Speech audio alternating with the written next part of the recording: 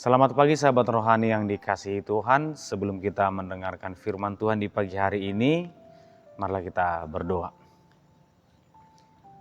Kasih karunia dari Allah Bapa dan Anaknya Tuhan Yesus Kristus kiranya menyertai kamu sekalian. Amin. Firman Tuhan di pagi hari ini tertulis di surat 1 Petrus pasal pertama ayat 6 dan ayat 7. Saya akan membacakannya untuk kita semua. Bergembiralah akan hal itu, sekalipun sekarang ini kamu sementara harus berduka cita oleh berbagai pencobaan yang dimaksudkan untuk membuktikan kemurnian imanmu yang jauh lebih tinggi nilainya daripada emas yang fana, yang diuji kemurniannya dengan api, sehingga kamu memperoleh pujian, kemuliaan, dan kehormatan pada saat Yesus Kristus menyatakan diri. Demikian pembacaan firman Tuhan. Sahabat rohani yang dikasihi Tuhan, ada satu jalan yang sangat panjang di Arab Saudi sekitar 240 km. Dan itu terbentang lurus. Menurut kita yang tidak melaluinya, ini jalan yang sangat indah. Tidak ada hambatan, dan kalaupun ada hambatan di depan, kita pasti langsung bisa mengantisipasi. Kita akan berkata itu jalan yang paling indah dilalui. Tetapi ada satu jalan lain di San Francisco yang sangat berliku-liku atau berbentuk zigzag. Kita akan berkata bahwa jalan ini sangat berbahaya. Ini harus dihindari karena terlalu banyak liku-likunya. Dari antara kedua jalan ini, kita akan memilih mungkin atau mengatakan ini jalan paling baik. Kenyataannya, di jalan yang mulus dan lurus tadi, di situ terjadi banyak kecelakaan. Dan di jalan yang zigzag ini juga tidak bisa kita katakan terlalu berbahaya atau sangat nyaman juga. Di antara kedua jalan ini pun ada kenyamanan tetapi ada bahaya. Sebenarnya yang paling baik bagaimana? Apakah yang terkadang dia lurus, terkadang zigzag? Persoalannya bukan di situ. Tetapi apapun keadaannya, kita harus mengimaninya sebagai hal yang tidak selalu berjalan mulus. Kita harus berhati-hati baik di jalan lurus atau di jalan yang berzigzag. Nah, jika kita refleksikan dalam kehidupan orang beriman, terkadang kita akan terkejut ketika melihat seseorang yang hidupnya begitu mulus, begitu indah. Setiap kita berjumpa selalu mengucapkan kata salam, horas, atau shalom. Postingannya juga mungkin sangat manis, berupa semangat. Tapi suatu ketika kehidupannya, ekonominya, keadaannya berubah, perilakunya justru ikut berubah. Postingannya justru ikut berubah. Mungkin seperti keluh kesah, atau mungkin menyalahkan orang lain, atau menghujat siapapun yang ingin menasihati dia. Itulah kehidupan.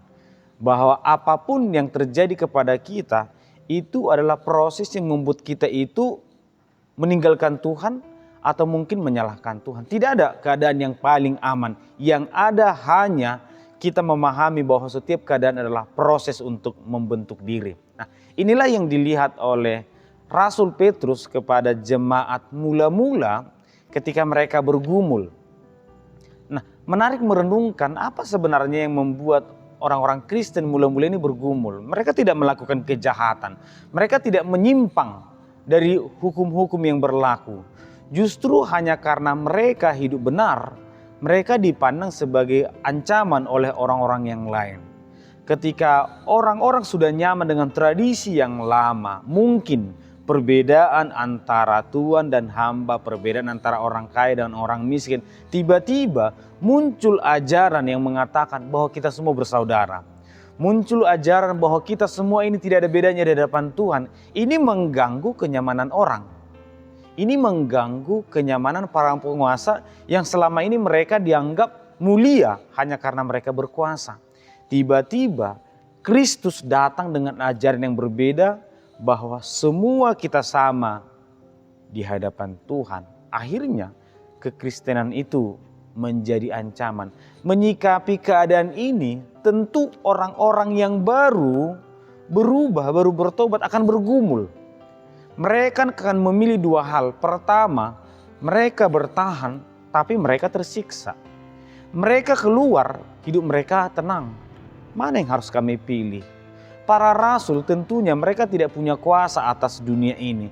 Mereka tidak punya kuasa atas pemerintahan. Sehingga mereka tidak bisa mengatakan, mari bersamaku kita lawan bersama para penjajah. Atau kita lawan Romawi yang ingin menindas kita. Atau siapapun yang merasa ingin mengusik kalian. Mereka tidak punya kekuatan. Mereka hanya berkata kepada orang-orang beriman, ingatlah bahwa apa yang sedang kamu jalani saat ini itu sedang memurnikan imanmu. Artinya iman yang kamu miliki sekarang itu belum final, itu belum selesai. Semua itu akan dimurnikan seperti emas yang harus dimurnikan sampai kemurnian paling tinggi. Iman kita juga demikian. Jika saat ini kita berkata, aku sudah percaya kepada Tuhan, hati-hati. Itu belum iman yang murni. Iman yang murni hanya akan terjadi ketika kita sudah selesai menjalani hidup ini. Maka apapun yang terjadi kepada orang Kristen mula-mula, Petrus berkata, semua itu hanya proses yang membuat imanmu semakin kuat. Maka Petrus mau mengatakan, jangan menyerah. Tetapi jika saya tidak menyerah, pilihannya kan saya mati, saya tertindas, atau saya aman. Kemudian Petrus mengatakan, iman itu tidak bisa dinilai dengan emas. Bahkan emas paling murni pun itu tidak bisa dibandingkan.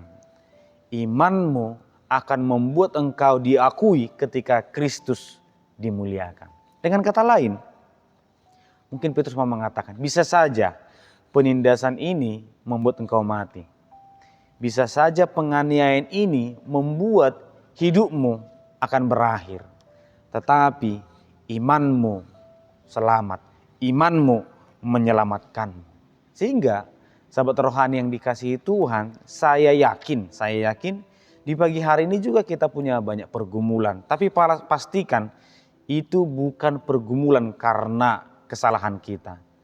Jika kita memiliki pergumulan karena keadaan yang Tuhan izinkan, kuatlah, bersabarlah, tenanglah, agar kiranya iman kita itu semakin dimurnikan.